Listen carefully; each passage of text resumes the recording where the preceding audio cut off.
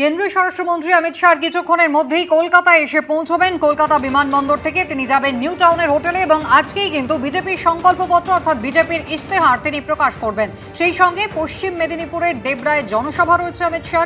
খড়গপুর সদরে road show করবেন তিনি। রাতে থাকবেন খড়গপুরে, দলীয় কর্মীদের সঙ্গে অভ্যন্তরীণ বৈঠক করবেন।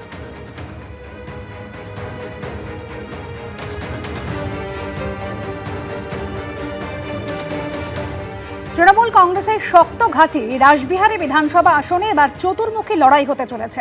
প্রধান বিরোধী দল বিজেপির পাশাপাশি টক্কর দিতে তাল ঠুকছেন বামফ্রন্ট সমর্থিত সিপিআইএমএল প্রার্থী।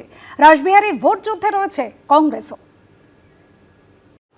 বিধানসভা ভোটের অন্যতম হাই প্রোফাইল কেন্দ্র রাসবিহারী। 1998 সাল থেকে লাগাতার এই বিধানসভা এলাকার মানুষজন ভরসা রেখেছে তৃণমূলের ওপর।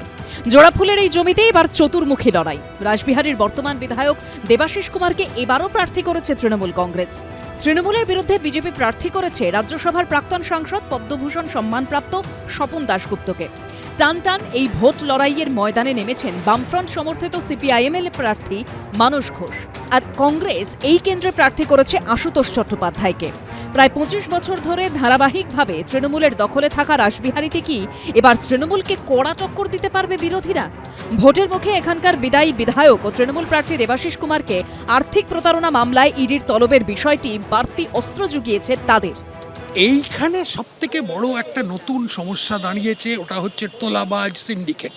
রাজনীতিকরণ হয়ে গেছে, ক্রাইমের সঙ্গে রাজনীতিকরণ আর তার সঙ্গে সিন্ডিকেট, সেটা পুরো দক্ষিণ কলকাতা আর ভিত্তি করে রাসবিহারী কেন্দ্রকে খুবই ক্ষতি করছে। এই যে জগৎ, প্রমোটারের জগৎ, ইডি যারা করে, এটা আমার কাছে একদম একটা নতুন ব্যাপার। 2021 সালের বিধানসভা ভোটে রাসবিহারী কেন্দ্রে দেবাশিস কুমার জিতেছিলেন 21,414 ভোটে। 2024 সালে লোকসভা ভোটের বিধানসভা ভিত্তিক ফল অনুযায়ী রাসবিহারী কেন্দ্রে তৃণমূল লিড পেলেও মার্জিন কমে হয় মাত্র 1,691। মানুষ জানে কি করেছি, মানুষ যদি সমর্থন করে করবে। কোন রিপোর্ট, মানুষ আমার রিপোর্ট কার্ড 365 দিন মানুষের সঙ্গে আমার দেখা হয়। আমি অন্য গ্রহ থেকে এসে রিপোর্ট কার্ড দেখাতে হয় না আমাকে। 365 দিন মানুষ এখানে আমায় দেখেন, তাই রিপোর্ট কার্ড মানুষ জানেন কি করে। সব উত্তর 4 তারিখ রাসবিহারী মানুষ দেবে।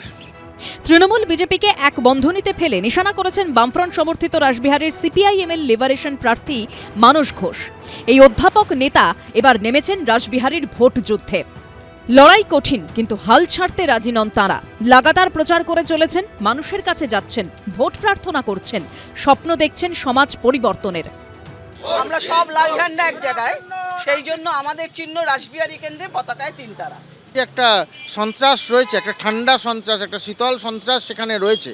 উল্টো দিকে যারা ভোট চাইছেন, যারা বলছেন স্বচ্ছ প্রশাসন দেবো, যারা বলছেন যে আমরা কর্মসংস্থান করব, তাদের কথাটাও আমরা বলছি যে নরেন্দ্র মোদী বিরাট বড় হোর্ডিং দিয়ে বলছেন কর্মসংস্থান করবেন। কেন্দ্র সরকারের 37 থেকে 40% পদ, স্থায়ী পদ খালি। তিনি কি করে রাজ্যের কর্মসংস্থান করবেন তিনিই জানেন। 29 এপ্রিল দ্বিতীয় দফায় রাসবিহারী কেন্দ্রে ভোট।